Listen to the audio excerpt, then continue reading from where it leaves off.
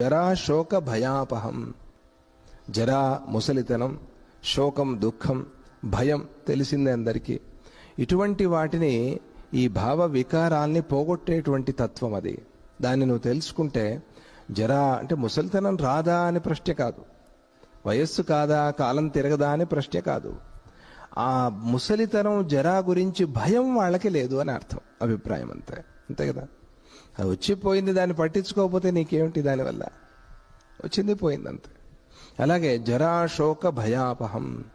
ఈ జరా వల్ల కానీ, శోకం దుఃఖం భయం వీటి వల్ల కలిగేటువంటి ప్రమాదాలు ఏవి కూడా ఉండవు. సంసార భయాల్ని తొలగించే ఈ పరమాత్మని ఏ సాధకుడైతే దర్శిస్తాడో అటువంటి వాడు వేయించిన విత్తనము మొలకెత్తనట్టుగా, విత్తనాన్ని వేయించేస్తే అది మళ్ళీ మొలకెత్తే ప్రసక్తి లేదు. ఆ ప్రకారంగా ఇది చాలా